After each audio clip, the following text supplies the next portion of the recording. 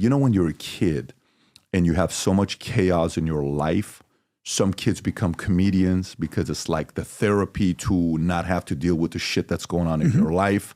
You know, for me, it was movies. Right. Like if I wanted to be relaxing, my therapy was going to a movie theater with nobody, sit in the back in the morning, 10 o'clock matinee type of a deal, and you're sitting watching movies with 80-year-olds. Right. And those became your best friends sometime. Hey, Patrick, how are you? Okay, can I get you some pop? Yeah, I'm okay. I'm going to sit over. And then you watch a movie, you're just like, oh, such therapy, right? You watch some of these movies. But yeah, it was always exciting for me. By the way, Hollywood, for you, you guys have been in this space for a while. Highest level. All of you, I would say everyone's done something that's been at the highest level. Right. How much has Hollywood changed for you from then to now? I'll answer that in a second because I just want to compliment you, because what you just described about yourself is you're a storyteller. You love movie. Your natural, organic instinct is movies. Why have movies impacted you so much? Because you're a storyteller. You're a creative. You hang out with your kids. You read books. You tell them stories. You play sports. You engage them with the heart stuff, because the finance isn't first in your heart. You're a creative that God's using in this way. That's just me talking.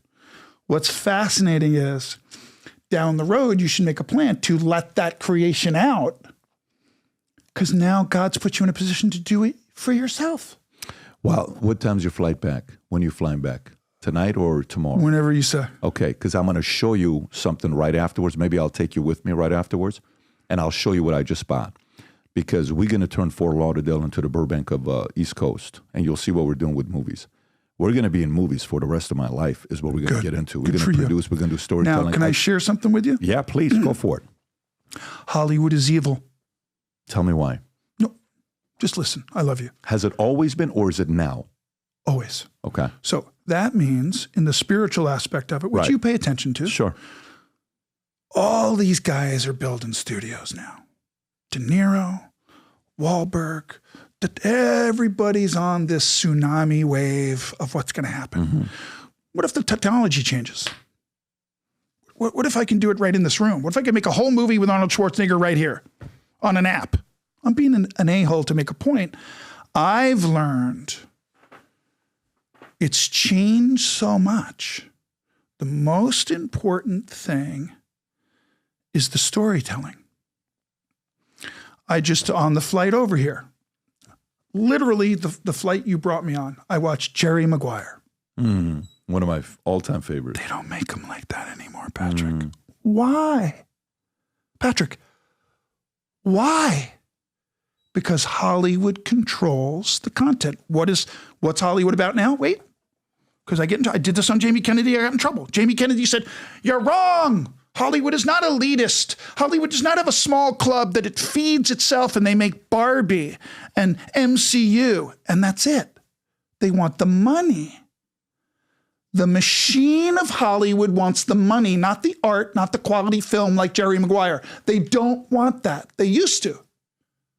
But that generation's, those great directors, that decade of those storytellers is gone. Now, I worked with a kid a couple years ago. He said to me, "Oh, I'm editing for you, Mr. Baldwin, but I didn't waste time editing it like normal. I'm editing it so it goes right into the Netflix model." What does that mean? That means there's a format to which your film must be submitted to Netflix. So if you want to sell to Netflix, it can't be the format outside of that. How different is it? Is it dramatically different? No. Okay. But that's not the point. The kid's making art and telling a story as an editor, not thinking about the story. Thinking about He's Netflix thinking about guidelines. Netflix. Yeah. So this is how the tail is wagging the dog. What's going to happen is the pendulum always swings back, my friend. So here comes Trump pretty soon. He's going to make certain corrections in America. And one of those things will be the hold that certain creatives have on the process of who gets picked, what stories go into big distribution, blah, blah. There's a hold on that. So The next time a guy like comes along with a beautiful Jerry Maguire, they're going to go, where's Barbie? Why can't the kid who's the son of the guy playing Jerry Maguire hold a Barbie? Because, we have certain paid advertisements, and if they click on the Barbie, Patrick, I'm done with that.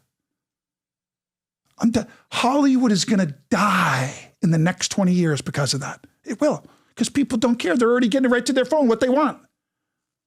So I don't mean to be scary. I don't mean to be Nostradamus of Hollywood. I'm just simply saying, what's always worked is great movies, and we're not doing that anymore. Yeah, I mean, even if you think about the last 10 years, what movies have we produced last 10 years that's on the greatest of all time list? Watch this. What have been the most profitable? The ones from 30 years ago. Godzilla. Look at all the remakes in the last 10 years. Look at all the MCU. Just Robert Downey Jr. now will go from being Iron Man to Mr. Dr. Doom. Isn't there somebody else that could play Dr. Doom, Patrick? I bet you there is, but the system feeds itself. They will tell the MCU audience, Robert Downey Jr. is the best Dr. Doom. And you know what they're going to do? Yeah. Instead of, hey, what about this unknown actor in this great film that won the Audience Choice Awards at the Sundance Film Festival, and it reflects all the wonderful stuff we thought about Jerry Maguire. You know what Hollywood's going to say to that? Kill him. I'm being dark. Who had, by the way, I looked at Jerry Maguire right now. 50 million made 273, right? Which is 5x, over 5x. It's nothing. Yeah.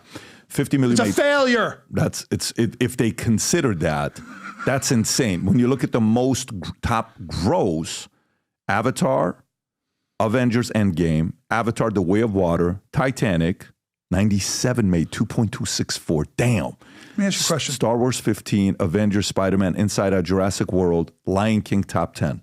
Yes, go for it. You're a financial guy. Yes. See me, I'm not trying to be rude. Art. I like art. Right. I just love going to the movies, like you said. So let me ask you a question. Barbie made $1.5 billion. Probably 2 by now. Maybe $2 billion by now. And we'll never really know the numbers, Patrick. That's Hollywood. So the girl who starred in it made $70 million from the film. Margot Robbie made $70 million on her back end.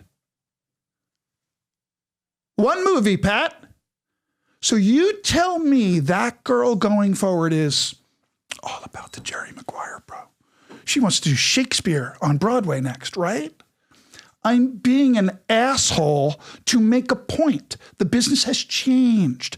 Margot Robbie will never look at creating a character in art. And listen, I don't care what the comments are after this. Margot Robbie will never be the same after making $70 million for Barbie. She's never going to go back and try to be that kid that was auditioning so many.